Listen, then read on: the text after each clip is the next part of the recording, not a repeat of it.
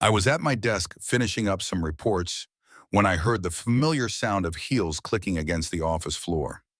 The rhythm was steady, confident Eva's. I didn't even need to look up to know it was her. She always carried herself with an air of authority, a presence that made people sit up straighter when she walked by. Still, I glanced up just in time to see her stop beside my workstation. "Leo," she said, her tone calm but firm. "Can you stay after work today? I need to have a serious conversation with you." A serious conversation. My stomach tensed slightly. She didn't sound angry, but the way she said it, so direct, so final, made my mind start racing. Of course, I answered quickly, not wanting to show any hesitation. "Is everything okay?" "We'll talk later," she said simply. And just like that, she turned and walked away, her heels clicking against the polished office floor as she disappeared into her office. I sat there for a few seconds processing. What the hell was that about? I had been working at this company for 2 years. I liked my job. I was ambitious, determined to move up, and I had never had any issues with my performance. If anything, I went above and beyond, stayed late when needed, took on extra tasks, worked hard to prove myself. So why would she need to have a serious conversation with me? Had I done something wrong? For the rest of the day, the thought nagged at me. I went through everything I had worked on in the past week trying to pinpoint anything that might have been a problem. Did I miss a deadline? Say something out of line in a meeting? Was she about to fire me? No, that didn't make sense. If it was something serious, wouldn't HR be involved? The thing about Eva was that she wasn't like other bosses. She was strict, but fair, always professional. She kept her distance from the rest of us, never engaging in casual small talk, never revealing anything about her personal life.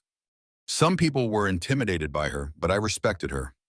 She had built this company from the ground up, and she ran it with precision. She expected the best from everyone, and she didn't tolerate mediocrity. So why did she want to talk to me? By the time 6 p.m. rolled around, I was on edge. The office had mostly emptied out, the usual chatter replaced by the low hum of the AC. I took a deep breath, straightened my tie, and made my way to her office. The door was slightly ajar. I knocked twice, waiting for her response. "Come in," she said. I stepped inside, closing the door behind me. Her office was exactly what I had expected: minimalist, modern, and organized down to the last detail. A sleek desk, a couple of chairs, a bookshelf lined with books on business strategy and leadership. No clutter? No personal decorations except for a single frame photo on her desk. From where I stood, I couldn't make out who was in it. She gestured to the chair across from her. "Sit." I obeyed, sitting straight, trying to look as composed as possible.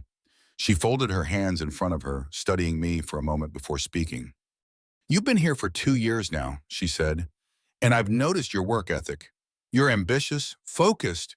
You put in the effort." I nodded, waiting for her to continue. "I want to check in with you," she went on. "How do you feel about your job, about the company?" I relaxed slightly. Maybe this wasn't a bad conversation after all. "I love it," I said.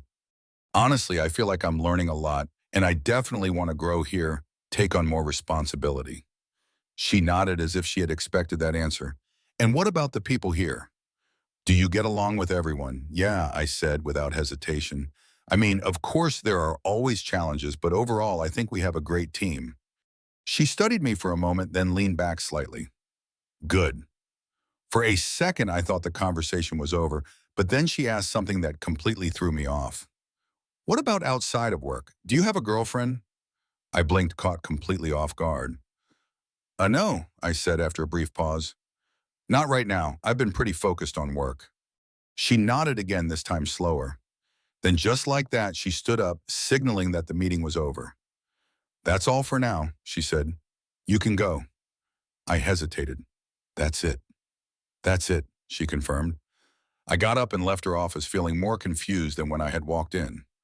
Why did she ask me about my personal life? Why did she sound so serious about it? And why did I get the strange feeling that this was only the beginning? It's funny how your mind can't let go of something. After that meeting with Ava, I couldn't stop thinking about it. I mean, I was a little thrown off. Sure, she was always so professional, so serious. And then out of nowhere, she asked about my personal life. It didn't make any sense. But as the days passed, I started pushing it aside. Work was still going on, projects were piling up, and life kept moving forward. I figured maybe it was just a routine check-in. Maybe she just wanted to see where my head was at. But then nearly 3 weeks later, something happened that I didn't see coming. It was late in the afternoon. The office was mostly quiet, and I was about to call it a day when I received an email notification. I opened it without thinking, Aaliyah, I'd like to meet you for dinner. There are some things I'd like to discuss. Please meet me at Lair, the restaurant on Oak Street, at 8:00 p.m. tonight. It's important. Eva. I stared at the email for a few moments, trying to process it. Dinner with Eva. This was completely unexpected. Lair wasn't exactly the kind of place I would have imagined for a work dinner. It was a cozy, quiet spot, more intimate than professional, the kind of place where you'd go on a date, not to have a serious work discussion. I ran my fingers through my hair, unsure of what to think. Why didn't she just call me into the office? Why make it so personal, and what the hell was so important that we couldn't talk about it during office hours? I hesitated for a minute, but then I realized something. She was my boss, and when the boss asks you to meet her, you don't say no.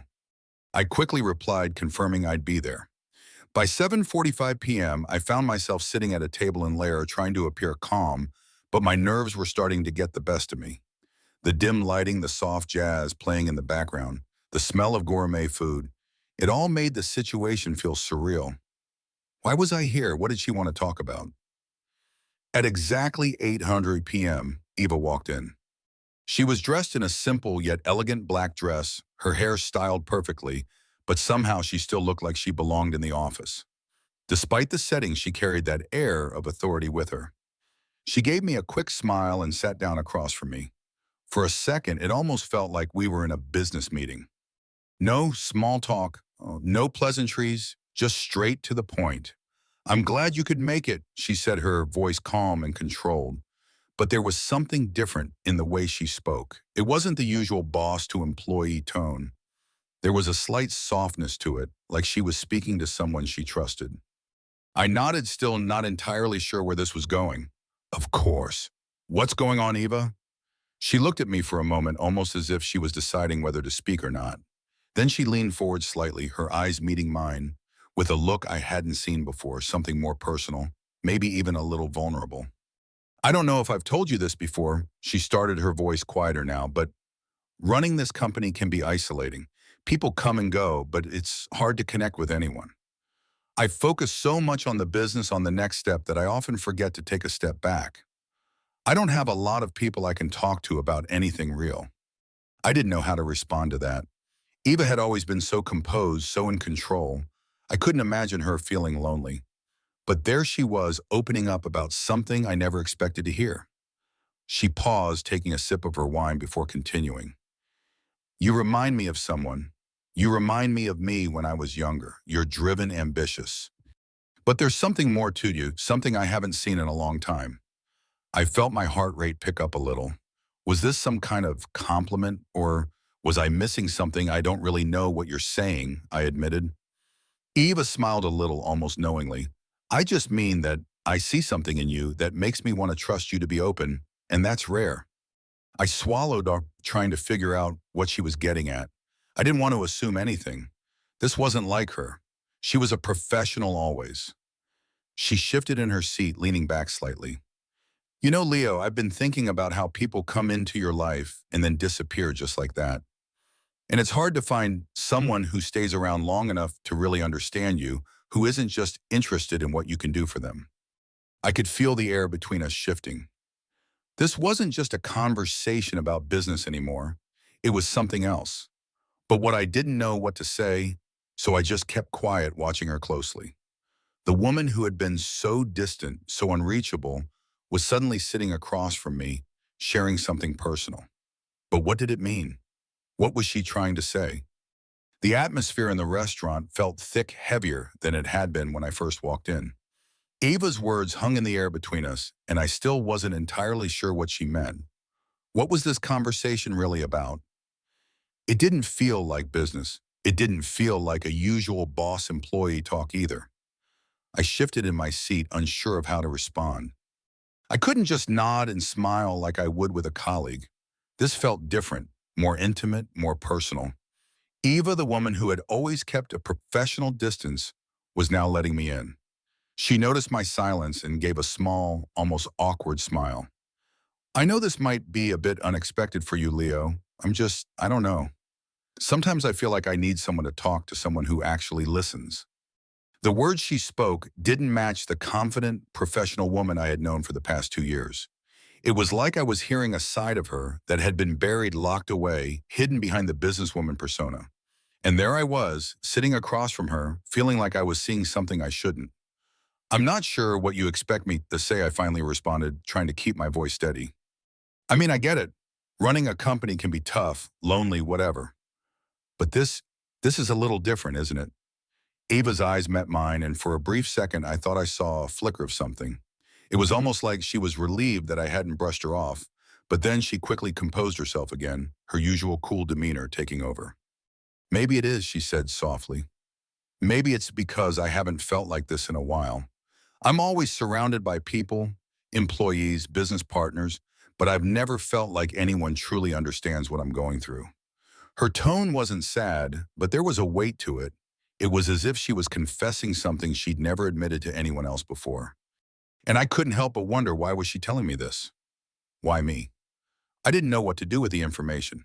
It wasn't like I had any experience in this kind of situation. I wasn't the kind of guy who gave advice on personal problems, but Eva seemed genuine in a way. I could tell she wasn't just saying these things because she felt like it. There was real emotion in her voice and the way she was looking at me. I've been doing this job for so long. Leo, she continued, her voice quiet but firm. But there's only so much work can fill the void. People come and go. They want promotions, they want raises, they want status, and that's fine. But sometimes I wonder if anyone cares about who I really am, about me as a person. Her words hit me harder than I expected. I was just a guy, really a young guy, trying to make a name for myself in the company. But I could hear the vulnerability in her voice, and honestly, I wasn't sure what to say. I shifted in my chair, trying to gather my thoughts. I don't think I'm the best person to talk about this, I said slowly. I mean, I'm just getting started in my career, but I think I understand. Maybe it's not about people caring about who you are. Maybe it's about you caring about who you are, what you really want, not just what the job requires. She stared at me for a long moment, her eyes narrowing slightly, like she was trying to figure me out. And then for the first time during this conversation, Eva smiled. It was small, but it was there, a real smile. You're right, Leo, she said, her voice softening. You're a lot smarter than you give yourself credit for. I shifted uncomfortably in my seat. I wasn't used to receiving compliments from her. Ava was the type of boss who would give you feedback on your work. Constructive, always precise, but nothing that felt personal. There was an awkward silence that stretched for a moment before she leaned back in her chair. I don't know why I'm telling you all this, she said, her voice quieter now. Maybe because you're someone who still has that fire in his eyes, someone who hasn't been jaded by all the corporate nonsense. I swallowed, unsure of how to react. I'm just trying to do my job, I said, feeling a little embarrassed. She chuckled softly, shaking her head. I can see that, but Leo, you're different. I can tell you've got more than just ambition. You've got heart. I wasn't sure how to respond to that. There was something in the way she looked at me that felt intense, like she was searching for something in me. The conversation shifted again. Eva asked me more about my plans, what I wanted to do with my career, how I saw myself in the next few years. She even asked about my personal life, which was odd considering how private I'd always been. I wasn't really used to talking about myself like this, especially not to her.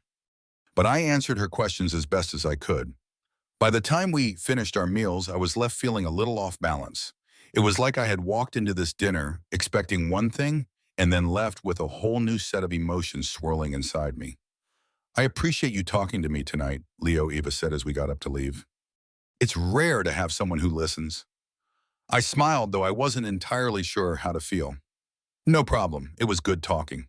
But as I walked out of the restaurant and into the night air, I couldn't shake the feeling that something had changed. This wasn't just a casual work conversation anymore. It felt personal, too personal, and I had no idea what it meant.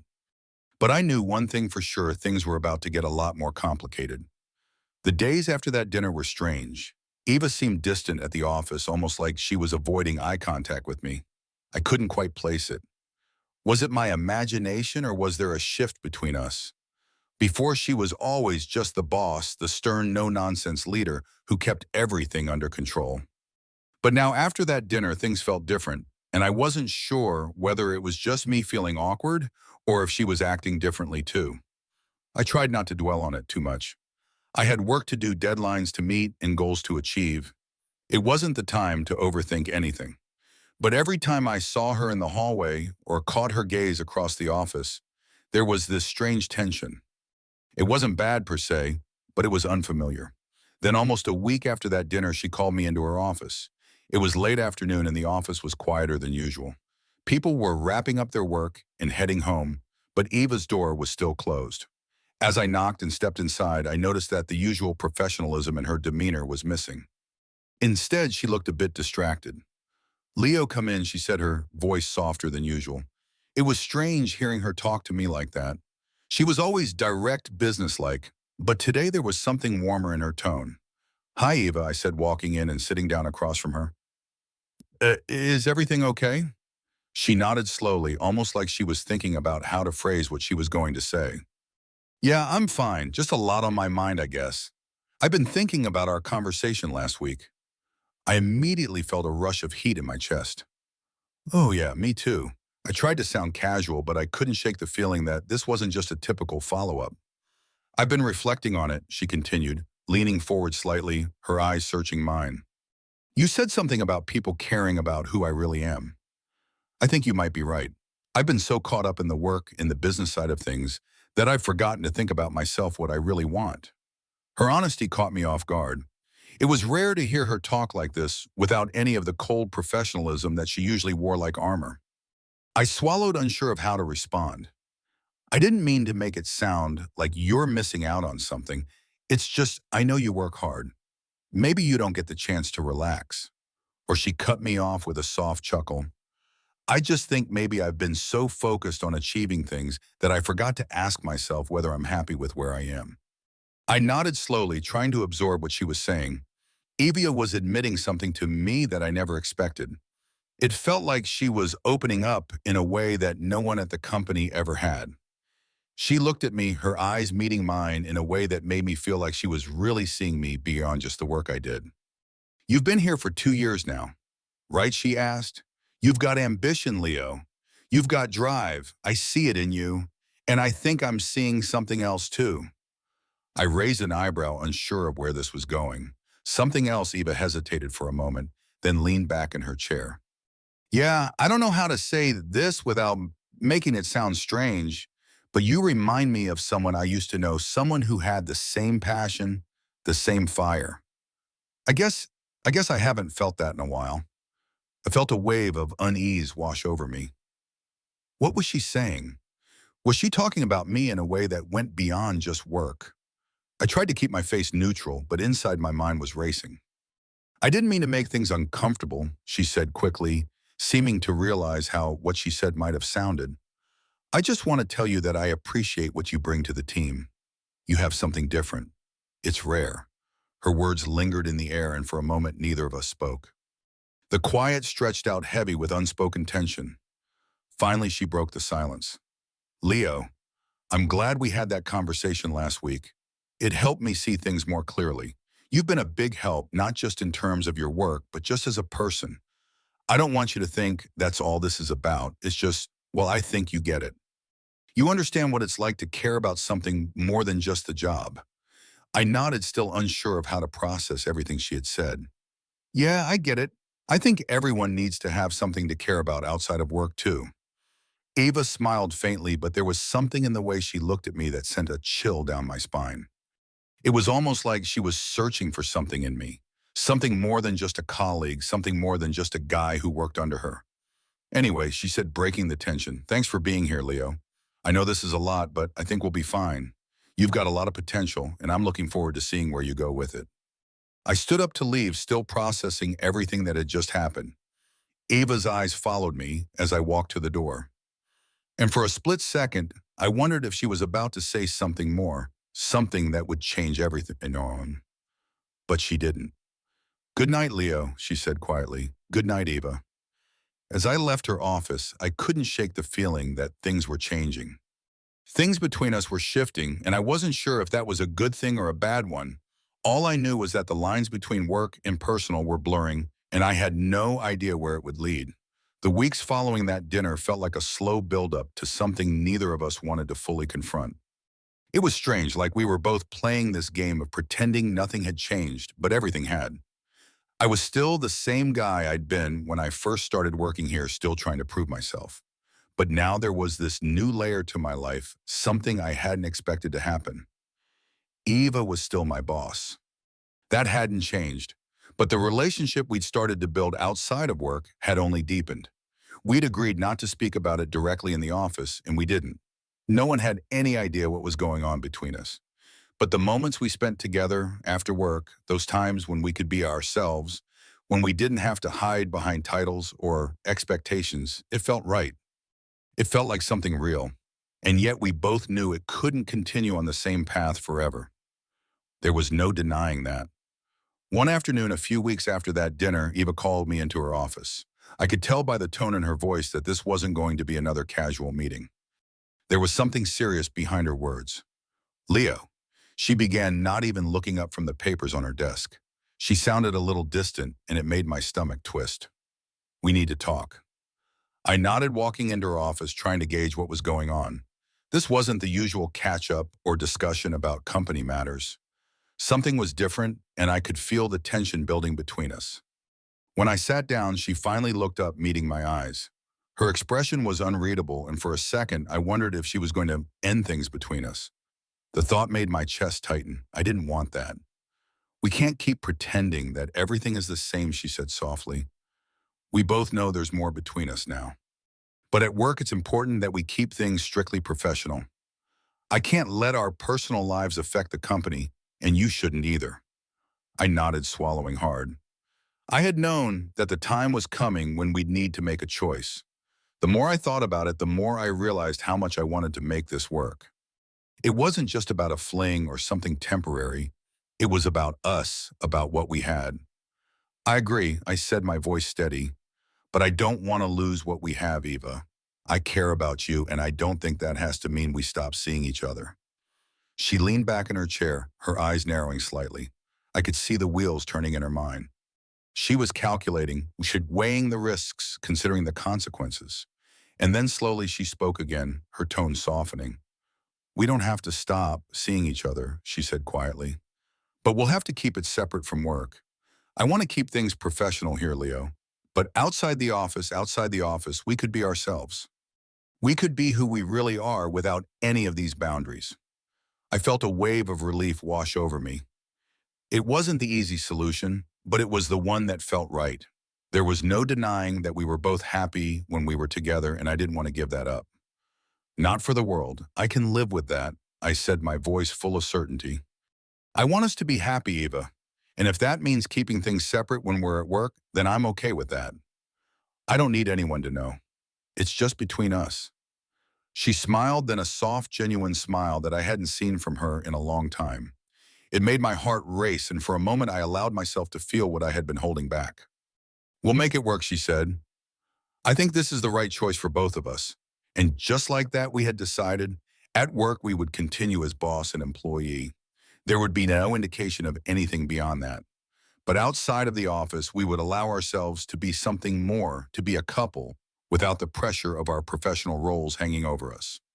The rest of the day at the office went by as if nothing had changed. We were still the same at work, strict, professional, focused. But that night when I left the office, I felt a sense of calm, knowing that outside those walls I had something real with Eva. We spent our evenings together in quiet cafes at parks, or sometimes just walking around the city. No one knew. No one had to know. We had found a way to balance our professional lives with our personal lives, and it felt like the right decision. We were both happy, genuinely happy. In the end, that was all that mattered. Our secret, our love, was ours to hold on to. No one had to understand it except for us. And as we went to sleep each night, we knew that when the next day came, we would be back to being professional, just as we needed to be. But for now, in the quiet moments, we were more than just boss and employee. We were a couple, and we were content. Here's a question for you. If you were in Leo's position, would you have been willing to pursue a relationship with your boss, knowing the professional risks? Or would you have kept your distance to maintain a clear boundary between work and personal life?